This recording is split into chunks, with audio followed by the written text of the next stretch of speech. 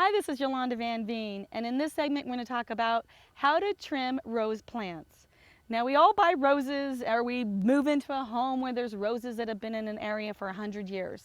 And they're gorgeous and they're just kind of overwhelming. This group of plants right here has been here forever. They're a beautiful compact rose. Now, they just kind of take over and get wild Medusa-like if you let them go.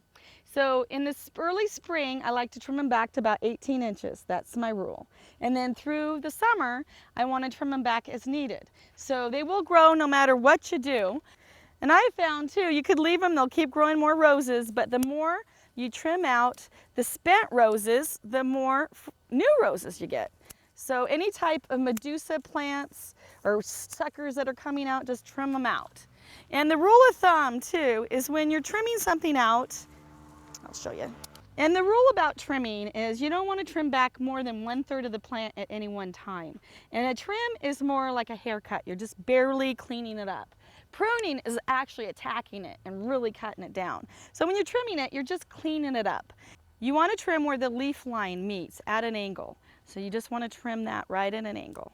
And then that is where you cut it out. But you don't have to be that strict. I have found that the plant will fill in no matter what you do. And I really hack them because it seems like the more you hack them, the better they fill in, the more flowers you get in the end.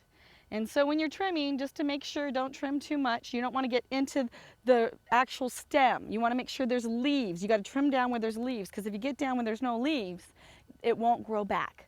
So the rule of thumb is not more than 1/3 at any one time, and trim in the early spring the most, hack it back. That's pruning, just hack it down. And then through the summer, through the fall, prune it back a little more. And then when it starts freezing at night too, try to just even it up, clean it up. And as it turns brown and gets frozen, cut those parts out. And you will find the next year you will have a beautiful rose bush.